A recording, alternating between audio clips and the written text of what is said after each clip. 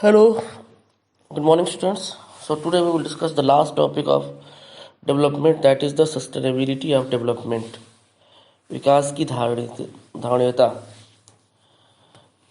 ये टॉपिक हम ये समझने की कोशिश करेंगे कि जो डेवलपमेंट हो रहा है देश के अंदर या अन्य किसी भी देश कंट्री के अंदर, क्या उसमें सस्टेनेबिलिटी का ध्यान रखा गया है या नहीं रखा गया है।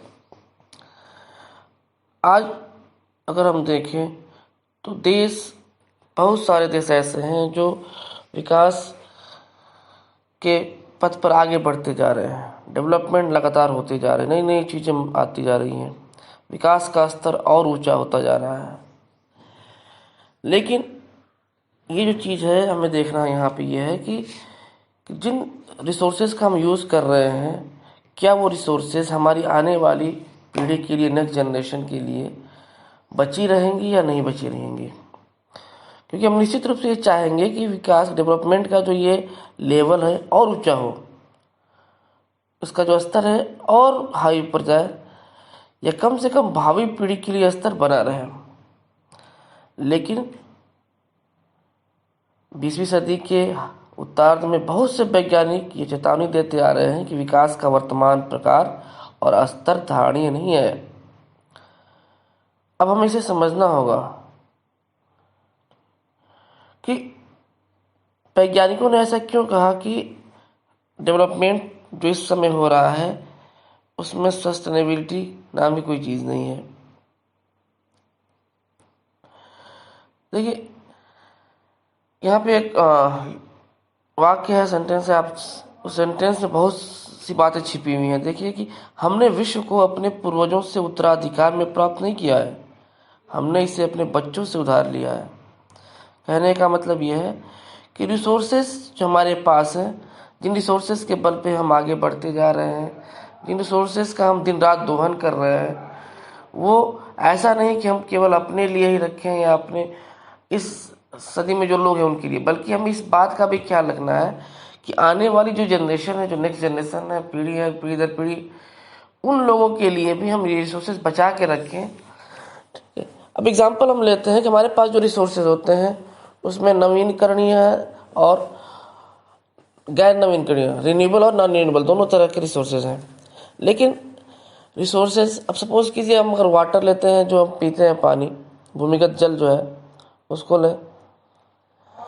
अब हमें पता है कि ये रिसोर्स जो है नवीनकरण रिसोर्स है, लेकिन जो बनने का जो रेशियो है और जो यूज़ करने के रेशियो, अगर इसमें हम डिफरेंस कर देते हैं, अगर हम अति उपयोग करने लगते हैं, तो फिर क्या होता है, हम देखते हैं कि जो भूमिगत जल है, जो अंडरग्राउंड वाटर है, उसका लेवल धीरे धीरे नीचे जाने लगता है और बरसात होने के बाद भी उस लेवल को कंप्लीट नहीं किया जा सकता। क्यों? क्योंकि हम उसका ओवर यूज़ कर रहे हैं।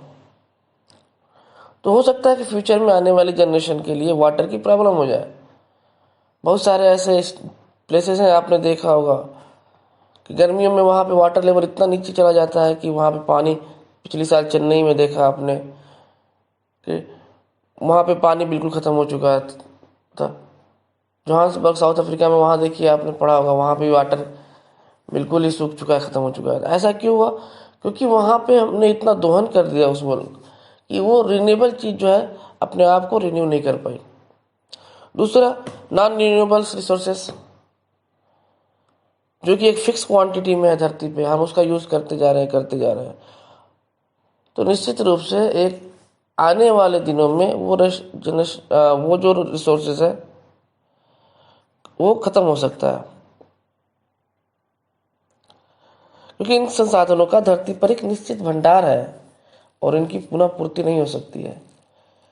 तो हमें इन सभी रिसोर्सेज को सोच समझ करके यूज़ करना है। डेवलपमेंट को इस तरह से लेकर के चलना है कि विकास केवल खुद का ना हो, बल्कि आने वाली जनरेशन, उसके लिए कोई प्रॉब्लम ना हो, दिक्कत ना हो। और यही है सस्टेनेबल डेवलपमेंट। पर्यावरण में गिरावट के परिणाम जो होंगे, वो ऐसा नहीं कि केवल अगर हमारा देश डेवलप कर जाएगा तो उसका असर केवल हमारे देश पर पड़ेगा या दूसरे देशों पर नहीं पड़ेगा, बल्कि पर्यावरण में गिरावट का परिणाम राष्ट्रीय और राज्य सीमाओं का ख्याल नहीं करते। यह एक क्षेत्र या देशगत विषय नहीं रह गया है। हम सबका भविष्य परस्पर जुड़ा हुआ है। विकास की धारणीयता जो सस्टेनेबिलिटी ऑफ डेवलपमेंट है, तुलनात्मक स्तर पर ज्ञान का नया क्षेत्र है जिसमें वैज्ञानिक, अर्थशास्त्री, दार्शनिक और अन्य सोशल साइंटिस्ट जो वो मिलजुल कर काम कर रहे हैं कि किस तरह से जो है विकास हो, प्रगति हो, समाज आगे बढ़े। लेकिन हमें भी ये भी रखना है ख्याल कि ये दुनिया रहे, ये देश रहे, जो रिसोर्सेज हैं वो रहें, क्योंकि बहुत सारे ऐसे रिसोर्सेज हैं जिनके बिना लाइफ संभव नहीं है। ओके, तो ये चैप्टर आपका कंप्लीट होता है।